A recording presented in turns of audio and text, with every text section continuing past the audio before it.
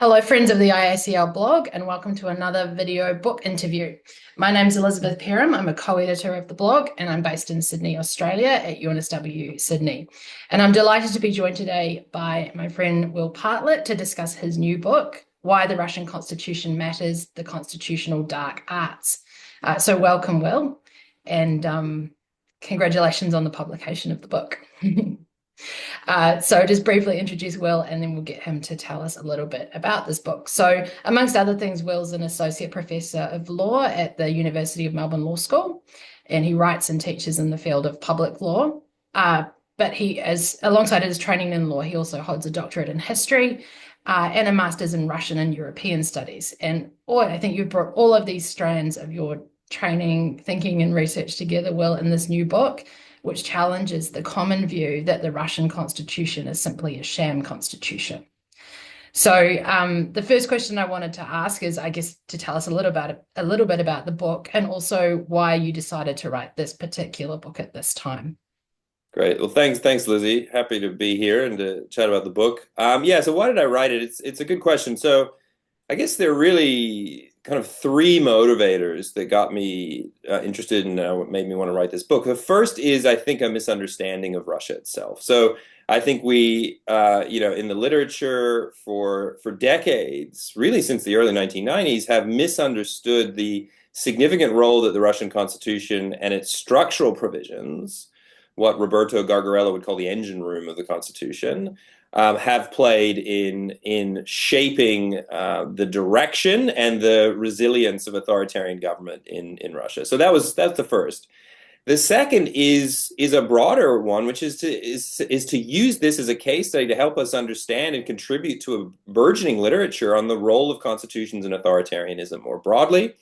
What does Russia teach us about that? And I think the book, and I wanted to explore and examine in the book what Russia teaches us about the broader reasons and ways in which constitutions can become very useful to authoritarian governments. And I introduced this idea of the constitutional dark arts as part of that, something we can talk about maybe in a bit. And the third reason is I see these constitutional trends towards authoritarian centralized governance. They are infiltrating established democracies. I think we'll talk a little bit later today in this conversation about someone like President Donald Trump, an anti-establishment candidate and president-elect now. But to what extent is he also, with this kind of anti-establishment position, also taking on a project of centralized authoritarian governance that is obviously deeply in tension with the establishment and the kind of tradition of divided, balanced constitutionalism in the United States. So those three reasons really drove me to write this book, and I explore all three throughout. Excellent. And so the next question I wanted to ask was, what do you hope to see as the book's main contribution? And related to that, who are the audiences who should read the book? And I think that kind of then picks up on those two things that you've noted. I guess the constitutional dark arts, what is that, and how does that help us to understand the role of constitutions and different kinds of systems? What can it tell us about events? We're speaking 2 days after the results of the US presidential election have come in. So what can it kind of tell us about current events there and elsewhere? Yeah, so really the concept of the constitutional dark arts is the kind of the unifying idea that brings together those three strands, right? It helps us understand Russia, it helps us understand authoritarian constitutions, and it helps us understand democratic backsliding or decay or whatever, because it's a technique and it's a logic that we saw very much used in 1992, 1993. By Yeltsin and the West, his supporters in the West, which underlying this logic is that the centralization of constitutional authority is a way to build more democratic forms of stable governance. And that it can help to ensure legality because you have a unified government, a unified form of authority, and so forth. So it's this kind of logic that centralizing constitutional authority actually is democratic, and in some cases can be more democratic in certain contexts. It's that kind of logic. And I call it the constitutional dark arts because, of course, what you're doing is you're playing with fire in this particular context. You're using what has traditionally been an authoritarian kind of constitutional technique, which is centralization of power, right? We've seen that for hundreds of years, the Prussian constitution, the Japanese Meiji constitution, all these kind of authoritarian constitutions throughout history in the 19th century and 20th century, socialist constitutions, all are about centralizing power, but they've never really claimed to be more democratic. What's unique and I think important about the Russian story that is one of the first, and this starts to spread around the world after 1993, is this claim that centralized authority is more democratic. And now we're seeing those types of claims now pop up everywhere, right? We saw Viktor Orban in Hungary in 2011 make the claim that the centralization of authority in the leader is more democratic, and he changes the constitution on that basis. Recep Erdogan in Turkey, the same argument around what he called the Turkish model of presidentialism in 2017. We're seeing similar claims being made by not just Donald Trump, but those who support him in the Project 2025 documents, where they talk about this centralization of authority under the unitary executive idea, and how that's more democratic because it's going to get rid of this headless administrative state and so forth. So we're seeing these kind of arguments, and another example is Mexico, right, where the Mexican reform to essentially say it's more democratic to have elected judges. Now, of course, all of these arguments are about saying one individual who's elected should have more concentrated authority, and that's more democratic.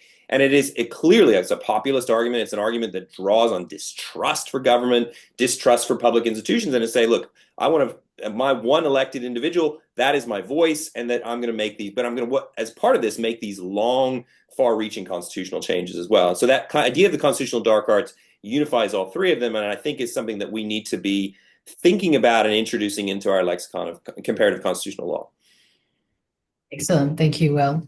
And I think something else you said earlier on, and I link to what you've just said now, is that you're speaking into a conversation that started around this question of, if you've got these constitutions in these places where you've got authoritarian forms of governance that have often been discussed as shams, and we're starting to kind of understand that maybe it's a bit more nuanced than that.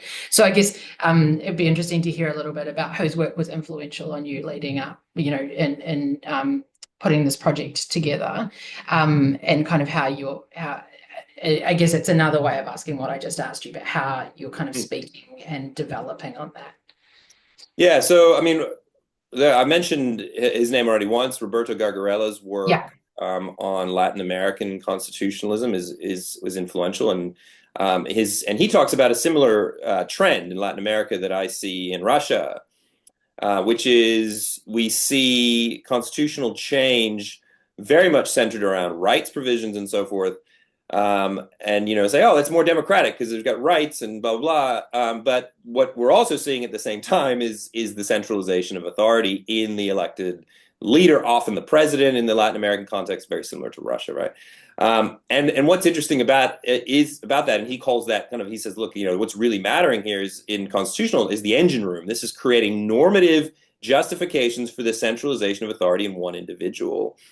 So I basically build that out to say, look, what we're seeing is, at least in the Russian context, and I think more broadly in authoritarian constitutions around the world, is this logic, which is saying, well, look, we can we can protect rights, but we're going to protect rights more, in a better way with a centralized form of government. So the engine room concentrates all power in the office of the president. So his work has been influential.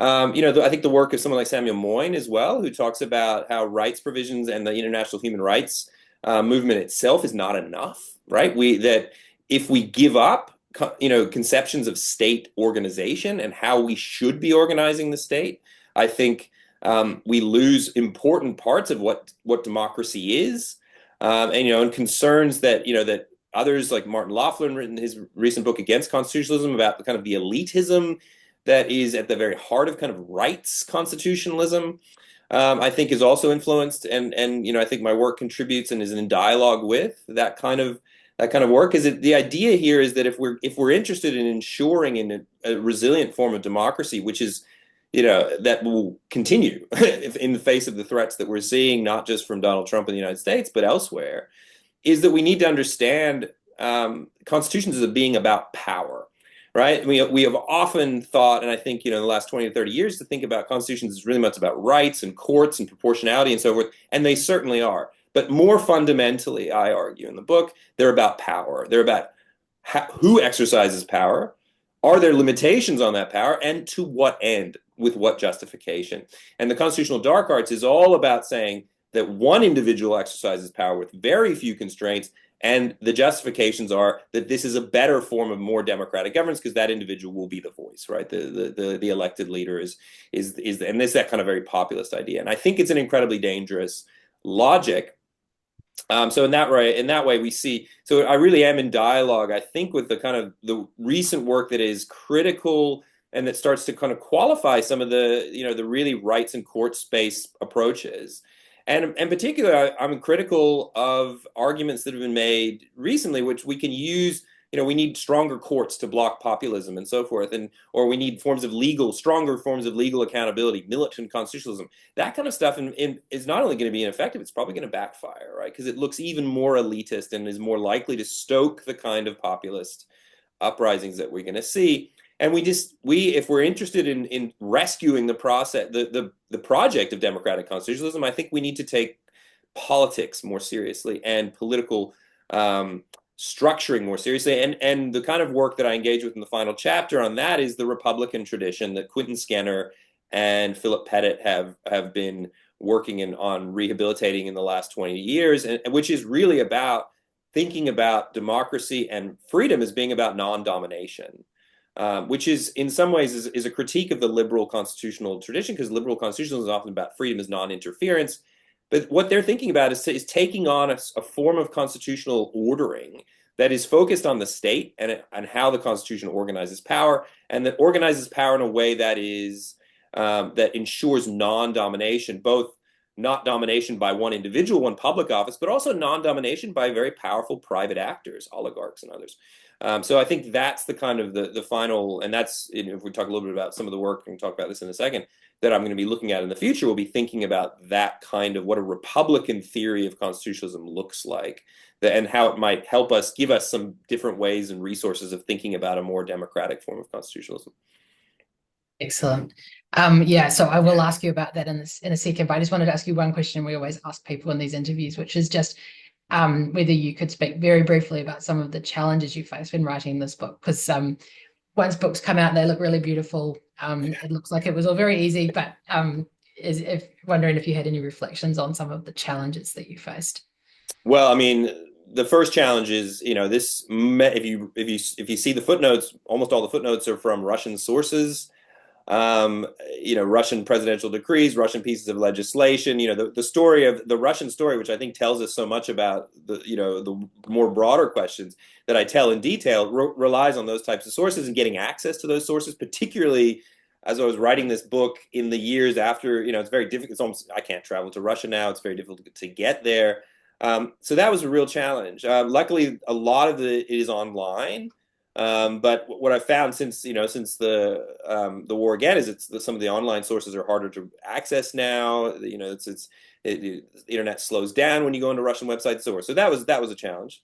Another challenge was I have a now 2-year-old, and he wasn't sleeping at night, which was in some maybe that was also an advantage, because I spent a lot of time like lying next to him screaming, thinking about, okay, what am I going to do to put up with this? And I'm going to think about the book.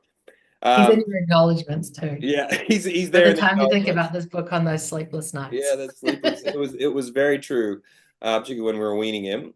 So that was tough, and as you say as well, like a challenge of a book like this is what I'm trying to do is to take a single case study and then draw out more broad conclusions and not go too far with those. And I hope that it's persuasive to people to say, what I'm doing is revising a story of a sham constitutional system. It's all about informal, Putin and his informal power, and saying, look, actually the Constitution does matter. But then taking that out and thinking about more broadly what that tells us more broadly about constitutions and authoritarian systems, and then what we might be facing challenges in democracies. That required a lot of thinking, a lot of reading around and trying to engage with other literatures and so forth. And one thing that I think that was probably one of the harder aspects of this, because I could have easily just told the Russian story, but I wanted to tell a broader story and bring in, because I do think it does tell us things. And I encourage anyone out there in the comparative con law community, as a PhD student or others, if you're thinking about a single case study, that's okay. You can, I think, make really interesting contributions more broadly to without having to do a significant number of cases and all of that. You can take a single case study, do it really, really well, revise the story, and then think about what that tells us more broadly about broader debates and so forth in the comparative con law world. So I think, yeah, so those are challenges, but also, I mean, I find now as I talk about the book that those are the really satisfying and interesting aspects, because it's, you can see people saying, oh, okay, well, that's interesting. I didn't think about that as an aspect of what this story will tell us. So yeah, I think it was tough, but it was also, I think it's rewarding and hopefully persuasive to those of you who decide to read the book. Excellent. And yeah, I have the book here. It won't work so well with blur. Whoops. No. Anyway, the book is already available in paperback as well, which I think is really cool because it's affordable.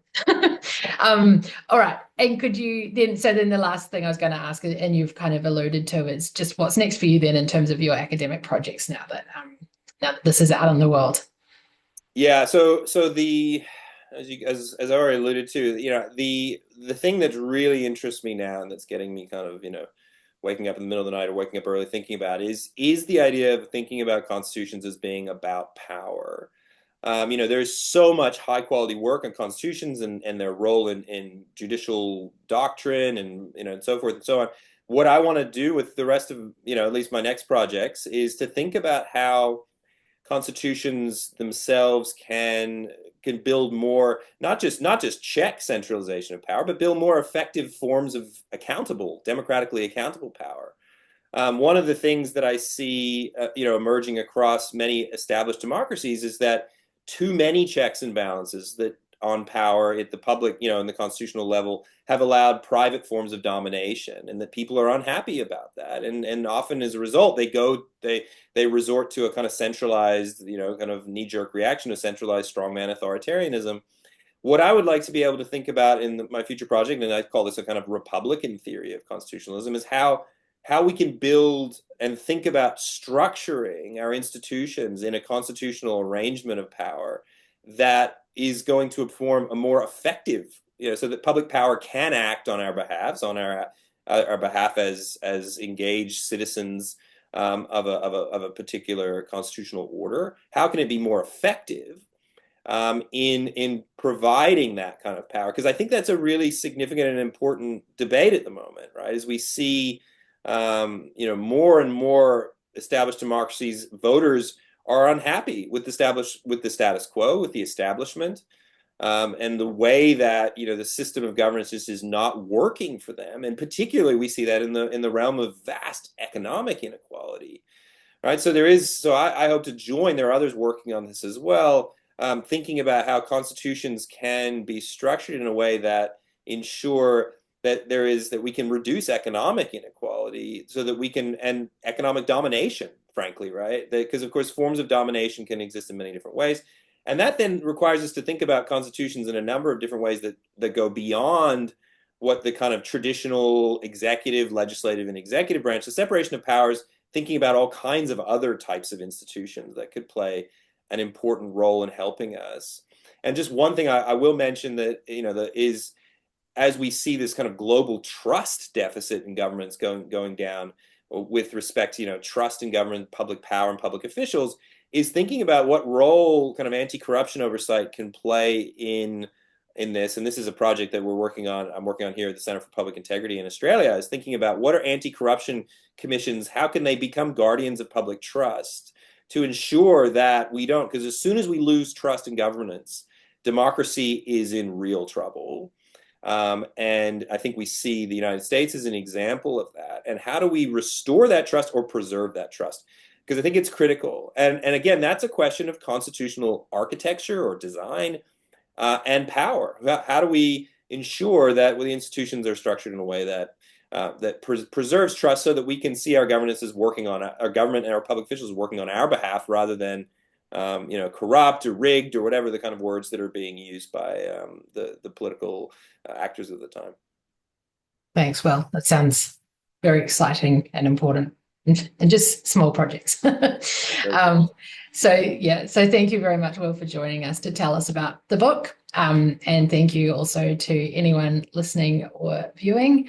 And to our listeners and viewers, for more of the same, you can keep up to date with the blog by following us. We're on X at the moment. We have a mailing list. And if you've recently published a book on constitutional law and you'd like to talk to us about it, please get in touch with us via the blog email address, also on the blog website. Thanks, Will. Thanks, Lizzie.